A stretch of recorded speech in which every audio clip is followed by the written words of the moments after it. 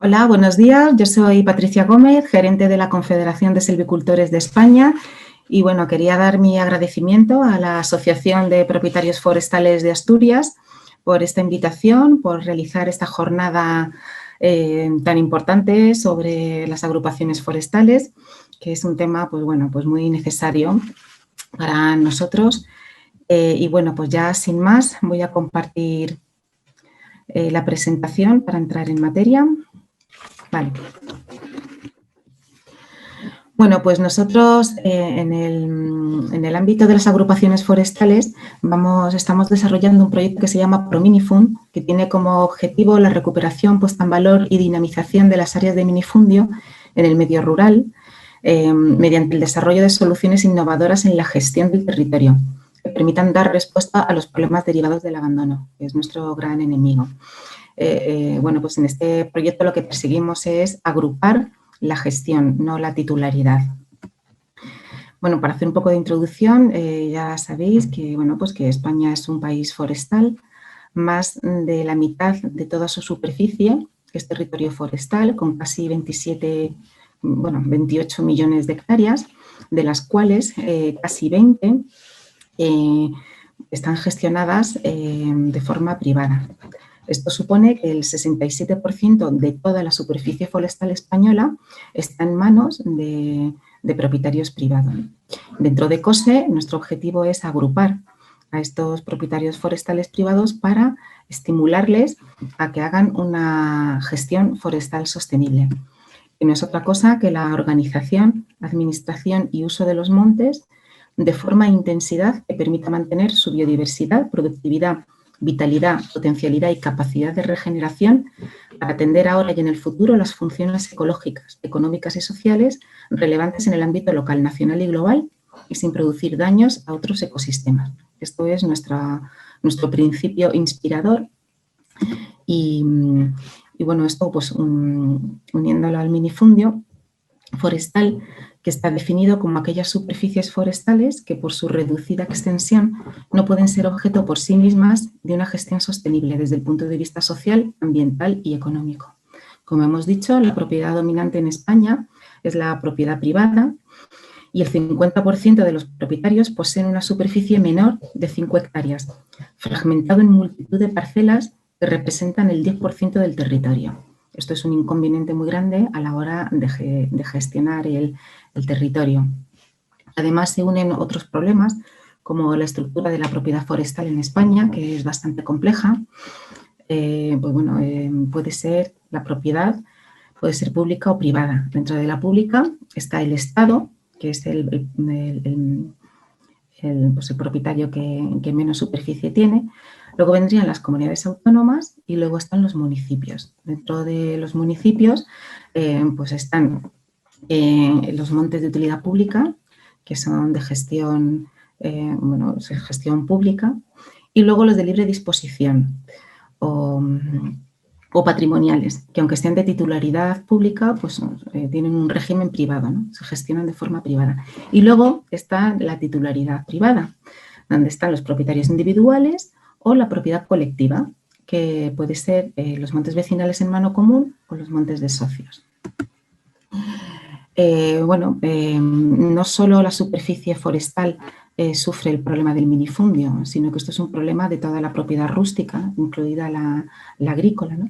La superficie rústica en España es de 47,5 millones de hectáreas, con una media de tamaño de parcela de 1,21 hectáreas. Aquí tenéis una tabla donde podéis ver la media, el tamaño medio de parcela por comunidades autónomas.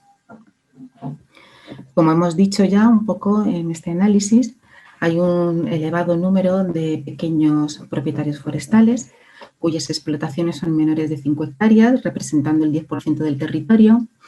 Son unidades de pequeña dimensión, lo cual no permiten rentabilizar la gestión con un carácter muy local, y son multitud de parcelas con un riesgo alto de abandono. Y además se agravan con el desconocimiento de la propiedad.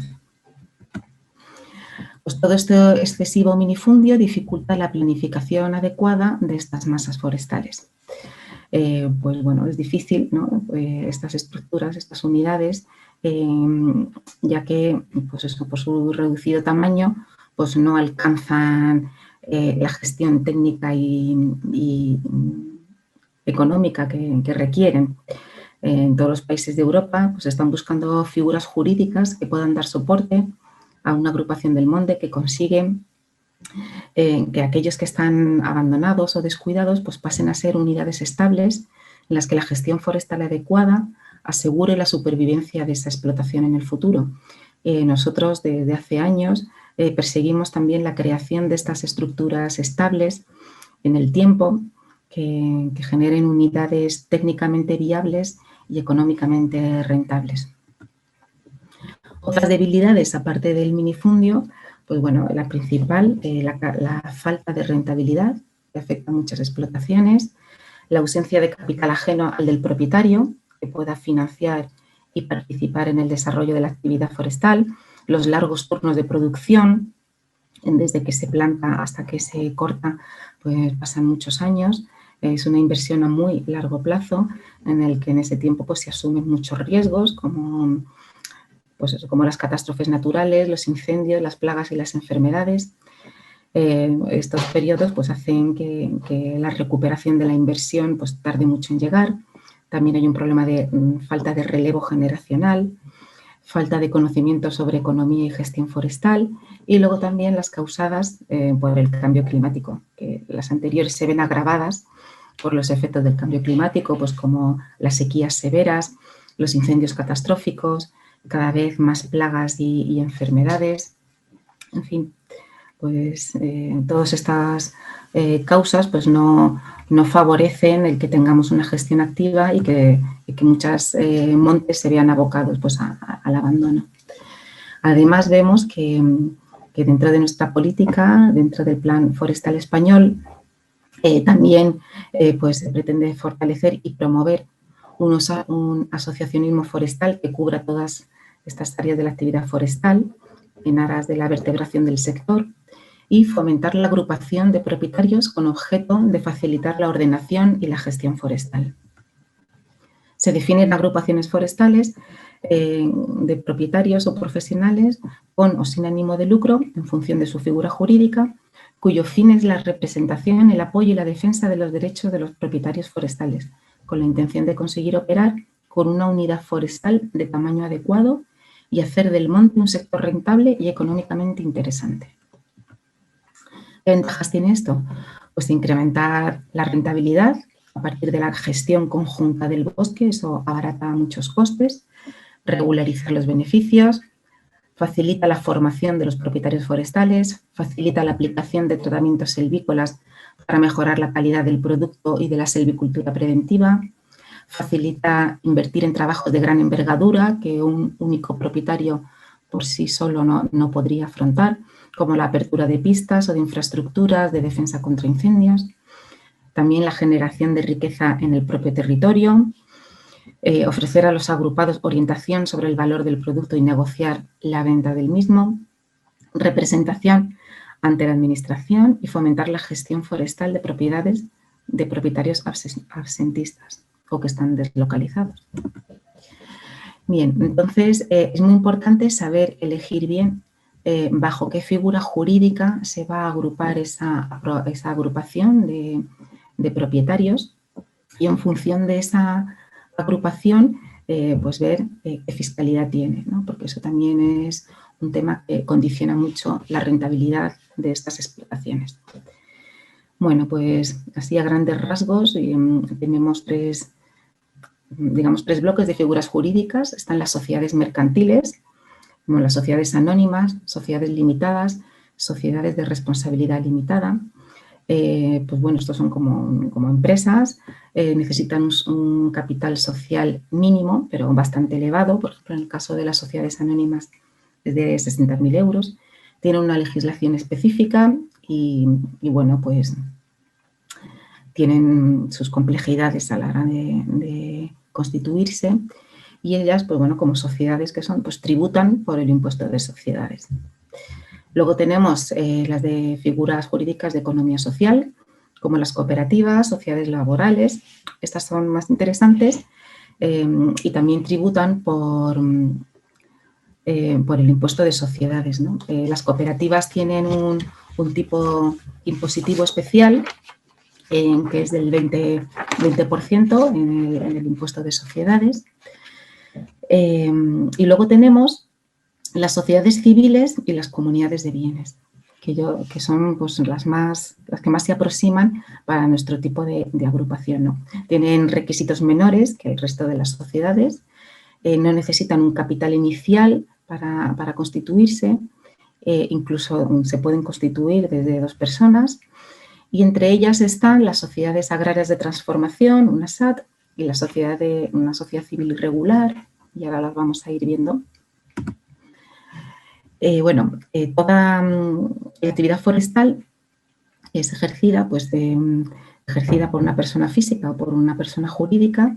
Vamos a ver cómo tributan, porque como hemos dicho, esto determina mucho luego el futuro y la viabilidad de esa explotación, ¿no?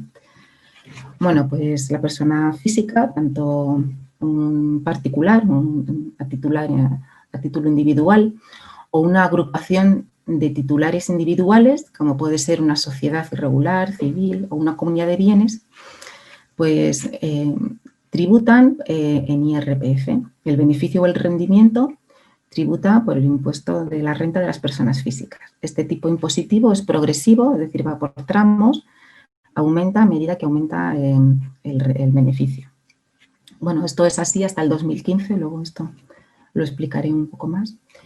Y luego están las personas jurídicas como una sociedad mercantil, que es así, tributan por el impuesto de sociedades y tienen un tipo impositivo fijo, que el general es el del 25%. Por ejemplo, una sociedad de responsabilidad limitada, que es una sociedad mercantil, pues bueno, necesita para un capital social inicial de 3.005,06 euros y bueno, pues ese capital estará dividido en particiones indivisibles y acumulables, ¿no? Se divide entre los socios en participaciones. Y bueno, pues luego tiene las ventajas de que no existen limitaciones a la presencia en el capital de cualquier socio con un mero interés inversor, ya sea público o privado.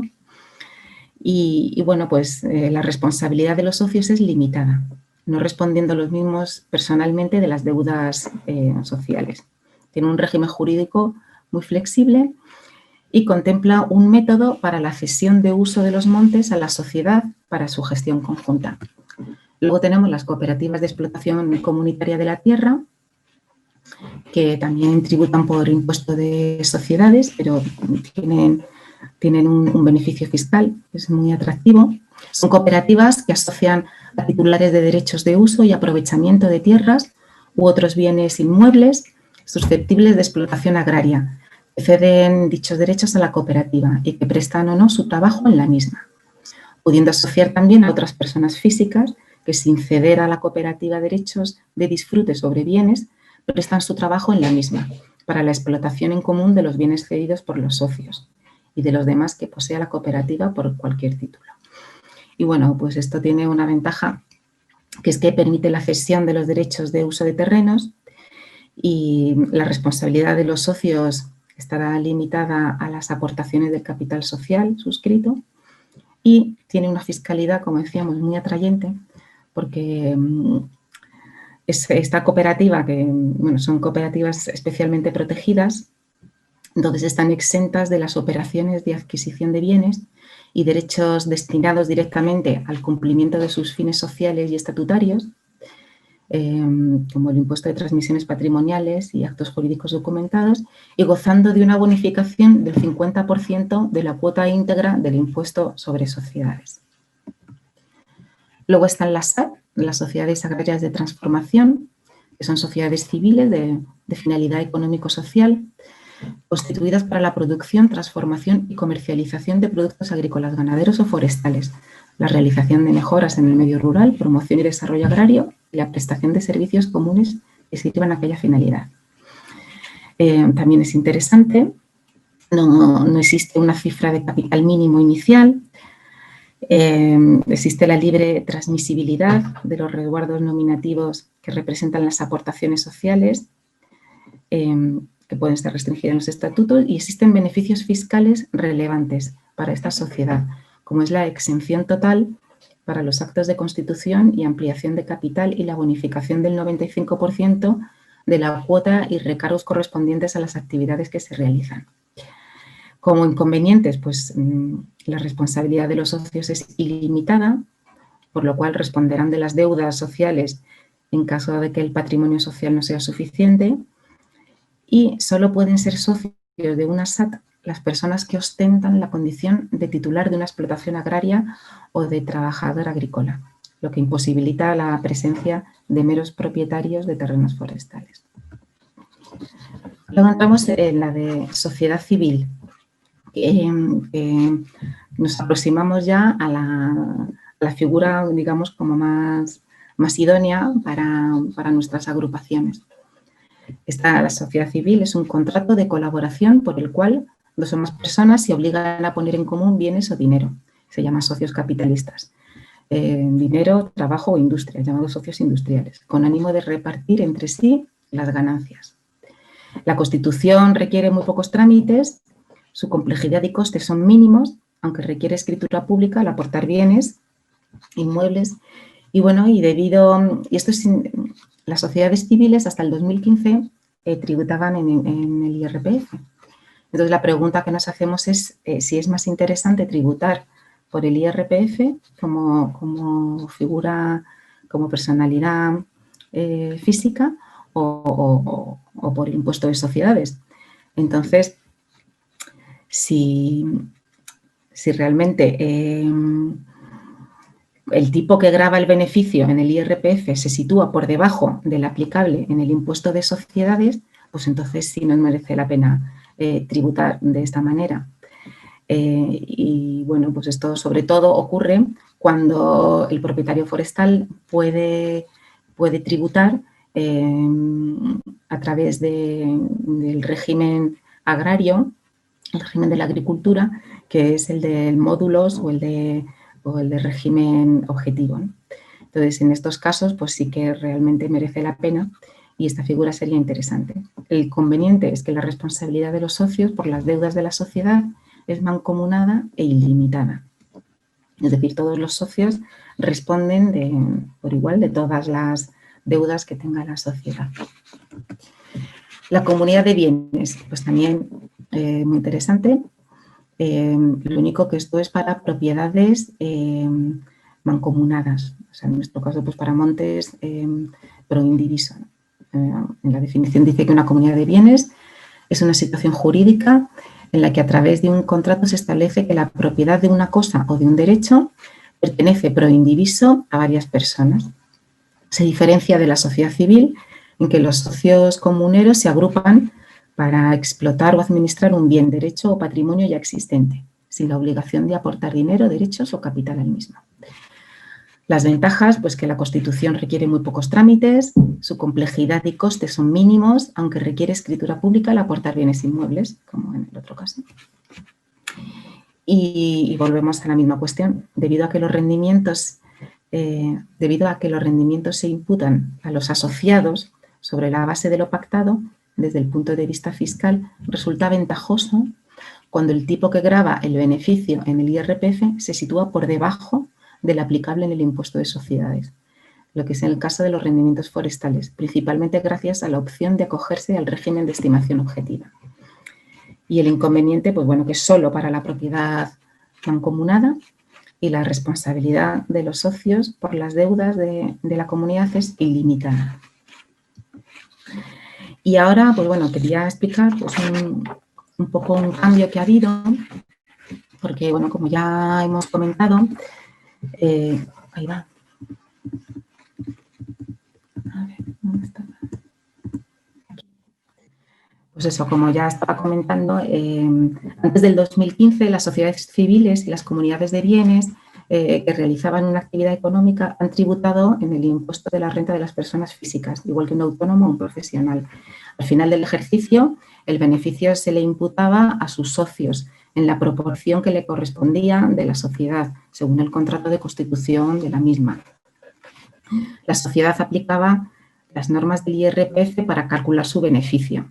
Es decir, si tributaban en el régimen general, pues tenían que llevar una contabilidad completa, en el caso de la estimación directa normal, o llevar unos libros de ingresos y gastos, en el caso de la estimación directa simplificada.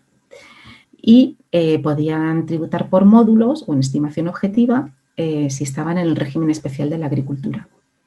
El beneficio fiscal no es el declarado por la propia sociedad, sino por cada socio en proporción a su participación. Cada uno declara su parte de beneficio en el IRPF anual.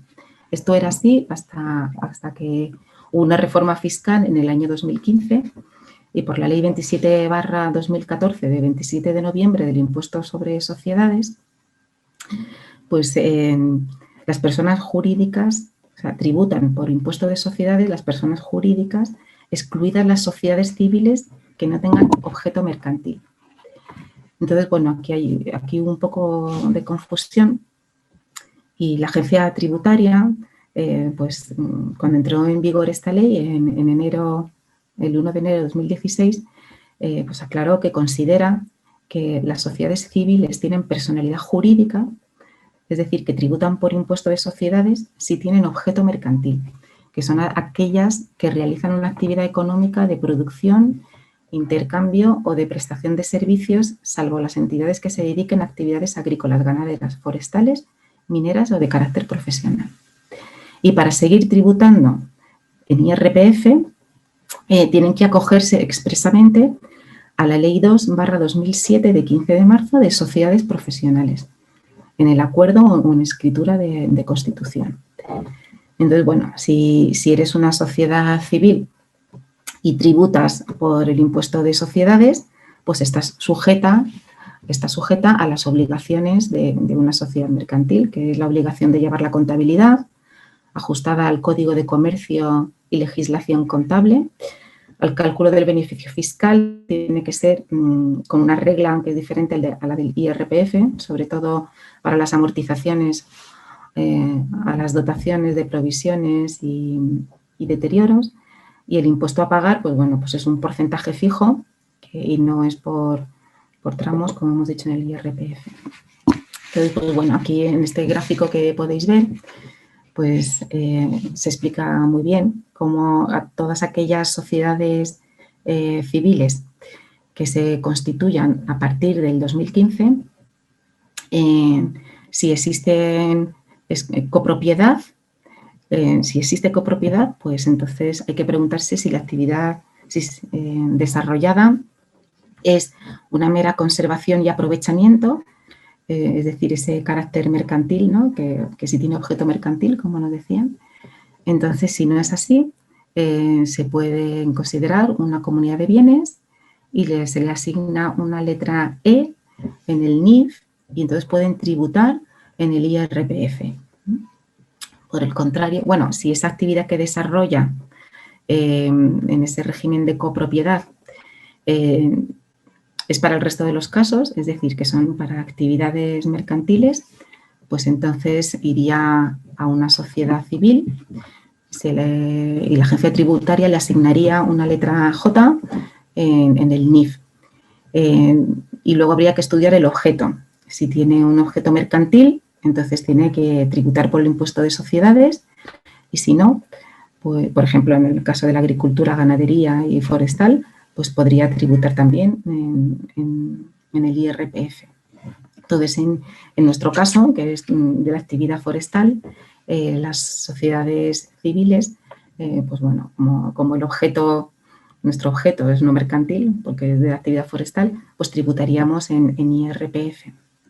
Entonces, y bueno, pues por último quería recalcar esta figura que a título personal, en mi opinión, yo creo que es la más ventajosa y la que más se adapta a las características de la actividad forestal, que se llama sociedad civil irregular, donde los montes no pasan a ser propiedad del ente, de la agrupación, sino que cada titular conserva el dominio sobre su predio. El ente asociativo se convierte en propietario de los medios instrumentales para el cumplimiento de sus fines, como la maquinaria, por ejemplo, y corresponde a los titulares los ingresos de sus aprovechamientos y las actuaciones realizadas en sus propiedades. Es decir, pues que cada uno pues recibe su ingreso y tributa por IRPF. Constituirla es bastante fácil, se necesita una constitución en Asamblea General, una aprobación de los estatutos, un nombramiento de junta directiva y el alta en el registro de Hacienda.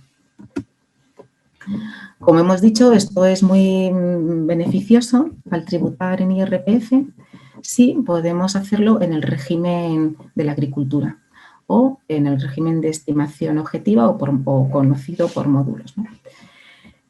¿Cuál es la diferencia pues, del régimen general, que es ingresos menos gastos? Pues que aquí el cálculo del rendimiento anual se hace multiplicando el volumen total de ingresos por un índice de rendimiento neto que corresponda a cada caso. Y al multiplicarlo por ese índice de rendimiento baja mucho la base imponible. Por ejemplo, aquí tenemos unos ejemplos de los índices de rendimiento neto aplicables. Cuando tenemos un periodo medio de corta en el monte superior a 30 años, el índice de rendimiento que se aplica es de 0,13 para un producto natural, es decir, si vendes madera en pie, o de 0,23 en el supuesto de transformación, elaboración o manufactura. Aquí pues, están incluidas 27 especies. Esto hay que ir luego a la ley a mirarlas. Luego, cuando el periodo medio de corta es igual o inferior a 30 años, el índice de rendimiento neto es de 0,26 para el producto natural o 0,36 para si está transformado, elaborado o manufacturado. Por ejemplo, aquí se incluyen especies como el eucalipto, el pino insigne, el pino marítimo, el chopo. Luego tenemos otros índices, por ejemplo, para otras actividades de caza, pesca, de ocio, que se le aplica el 0,42. Y luego por otros trabajos y servicios accesorios realizados por titulares de la actividad forestal, que tienen un índice pues, más alto. Luego, además de estos, se le puede aplicar un índice corrector de 0,8 para aquellas fincas que tengan un plan de gestión o un instrumento de gestión forestal aprobados por la administración competente. Y siempre que el periodo de producción medio, según la especie de que se trate, sea igual o superior a 20 años, ¿no? Además, tiene una ventaja frente al régimen general y es que no es preciso llevar el libro de gastos. Las obligaciones formales se reducen al llevar el libro de registro de ingresos y conservar los justificantes de las anotaciones durante 4 años. Esto simplifica muchísimo luego la contabilidad. Luego, además, pues bueno, tenemos la ventaja de que las subvenciones que se conceden a quienes exploten fincas forestales de acuerdo a un plan de gestión técnico, pues están exentas, es decir, no tributan, al hacer la declaración no se incluyen. Tenemos, por ejemplo, para poner un ejemplo práctico de las obligaciones tributarias en las ventas de madera, ¿no? Cuando estamos en estimación objetiva, que es lo que realmente nos interesa. Es muy fácil, se rellena un modelo 036 por internet para darse de alta y de baja en la agencia tributaria justo en el momento de la venta de la madera y cuando se finaliza la transacción. Se presenta una declaración en IRPF en los años que haga las ventas de madera con independencia de la cantidad vendida y el propietario acogido al régimen especial de la agricultura traslada las obligaciones formales al comprador, que es el que tiene que hacer el recibo correspondiente por la venta de la madera, de acuerdo con el ejemplo que vamos a ver a continuación. Es decir, para el propietario es muy cómodo tributar de esta manera. Esto es un ejemplo de cómo se haría, ¿no? En este caso, al trasladar todas las obligaciones al que compra, en este caso, pues si estamos vendiendo madera, ¿no? Pues sería el maderista, pues tiene que extender un recibo como este, donde se dan los nombres del propietario, el DNI, el que compra, la cantidad y luego, aquí lo interesante es que se refleja pues, el valor de la madera, el IVA del 12%, porque estamos en el régimen de agricultura, y vemos que se suma, porque es un ingreso, es el IVA compensado, pues igual que los agricultores se quedan el IVA, ¿no? Entonces, al valor de la madera de venta se le suma el 12% de IVA y sobre ese subtotal se hace una retención del IRPF del 2%, porque estamos en la agricultura, que es el porcentaje más pequeño que hay de IRPF. Y de este total de cantidad, pues es al que luego se le aplica los índices de rendimiento neto y el índice reductor. Como hemos comentado, luego es el maderista adquirente que deberá retener ese 2% sobre los ingresos íntegros satisfechos y abonarlos a Hacienda en nombre del propietario. O sea que para el propietario es todo muy cómodo, porque aunque venda él la madera, la factura y las retenciones las hace el maderista. Por ejemplo, tenemos aquí un ejemplo, un pequeño propietario de una explotación forestal con un plan de gestión, pues que hace una venta de madera inferior, o sea, con un periodo de producción inferior a 30 años, ¿no? Pues entonces, además, ha recibido una subvención por importe de 2.000 euros. Entonces, el rendimiento neto previo será los 30.000 euros, que son el valor de la venta, por el índice de rendimiento neto, que en este caso es 0,26, porque está en un periodo de medio de corta inferior a 30 años y te sale 8.320. Pero como además tiene un plan de gestión, pues se multiplica por el índice corrector 0,8, con lo cual te sale aún menos la base imponible, 6.656. Los 2.000 euros de subvención no se imputan porque están exentos por tener un plan de gestión también. Entonces, pues bueno, esto que veis aquí es súper ventajoso, ha ayudado muchísimo a dar transparencia y claridad a las ventas de madera, y esto pues anima a que los propietarios declaren las ventas de madera y que tengan una fiscalidad pues muy, muy estimulante, ¿no?, de cara a la actividad. Aquí tenemos una tabla con ejemplos, ¿no?, de algunos módulos, pues eso, las especies arbóreas con un periodo medio de corta superior a 30 años. Pues ahí tenéis castaño, abedul, fresno, arce, cerezo, aliso, nogal, bueno, ahí. Luego tenemos las especies arbóreas con periodo medio de corta igual o inferior a 30 años, eucalipto, chopo, pino insigne, marítimo. Luego también está la resina, también hay un módulo para las setas. En fin, todo lo que tenga un módulo pues puede tributar por este método, ¿no?, de estimación objetiva. Y bueno, la única inconveniente que hay es que, bueno, pues que un propietario, si tiene otra actividad aparte por la que está tributando por el régimen general, pues no puede acogerse al régimen de estimación objetiva, pues porque hay una incompatibilidad, no puedes tributar en los dos regímenes a la vez, ¿no? Entonces, pues bueno, esto es un escollo que, bueno, pues esperemos que podamos solventarlo, pero desde luego lo más ventajoso es poder tributar en IRPF y por módulos, y dentro del IRPF pues acogerse al régimen de la agricultura. Y bueno, ya dejando aparte de la fiscalidad, el tema de las agrupaciones, vamos a realizar este año 3, una en León, otra en Zamora y otra en Asturias. Y bueno, como la jornada de la que estamos participando pues se centra en Asturias, vamos a comentar un poco la agrupación que vamos a hacer. Es en los Montes de Carcedo, en el concejo de Valdés, Principado de Asturias, que bueno, pues que es un pueblo de más de 100 habitantes, donde más de la mitad poseen una superficie forestal arbolada. La composición de esta superficie forestal es de pino-pináster principalmente, castaño y en menor medida de Eucalyptus globulus. Y bueno, pues es una concentración que al principio, agroforestal, que fue aprobada a finales de la década de los 80, pues todos los vecinos se pusieron de acuerdo por unanimidad y en el año 85 se solicitó la concentración parcelaria y bueno, pues se constituyó y en el año 91-92 se repobló con unas líneas de ayuda que había. En el año 2012 pues, hubo un gran incendio donde se quemaron muchos pinos de más de 20 años, pero posteriormente se hicieron repoblaciones y ahora pues todo tenemos un monte pues, repoblado y con certificación forestal, ¿no? En aquella época, pues bueno, gracias a esa concentración se acometieron grandes infraestructuras como cortafuegos, puntos de agua y más de 20 kilómetros de pistas y caminos. Y ahora, pues bueno, lo que se quiere es hacer una agrupación para poder agrupar la gestión para la venta conjunta de madera. Tenemos localizados los propietarios, tenemos localizados los montes, que están aquí nombrados, La Trapa, La Roba, Espena, Ribón o Las Boudas y Bouvas.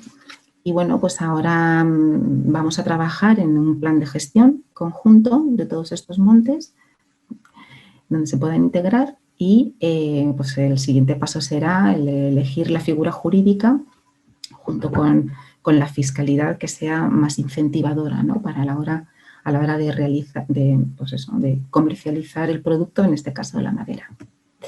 Y bueno, desde ECOSE siempre hemos apostado por una fiscalidad incentivadora de la gestión forestal sostenible, porque vemos que es la forma más eficaz y que mejores resultados para estimular, ¿no? que el monte no se abandone. Y bueno, pues nosotros hemos estudiado que una bonificación del 30% en la cuota del IRPF o del impuesto de sociedades de las inversiones que se hacen en gestión forestal sostenible, pues tienen un retorno muy positivo para las arcas del Estado. Es decir, aunque nos hagan una bonificación de todo el dinero que nos gastemos o que invirtamos en el monte, al final eso va a producir unos retornos porque la actividad forestal es intensiva en mano de obra y tiene un efecto multiplicador en el territorio de generación de actividad. Bueno, y al final se producen unos retornos vía IRPF, vía Seguridad Social, vía IVA y otras actividades conexas, ¿no? y de trabajo indirecto. Y al final, pues bueno, pues al final resulta un superávit, ¿no? Para las administraciones públicas. Y bueno, por eso es tan importante el tema de la fiscalidad y para nuestro sector más, que tiene unas peculiaridades pues muy suyas. Y bueno, pues para acabar, como siempre digo, el asociacionismo forestal es imprescindible en cualquier país adelantado. Lo primero que hace la gente es juntarse.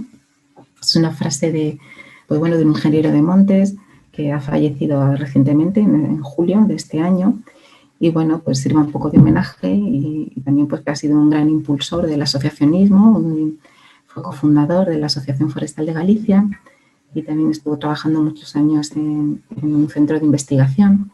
Y bueno, pues es también un poco nuestra razón de ser, ¿no? Juntarnos para organizarnos y bueno, pues para producir de forma conjunta y gestionar de forma ordenada y poder producir bienes y servicios a la sociedad.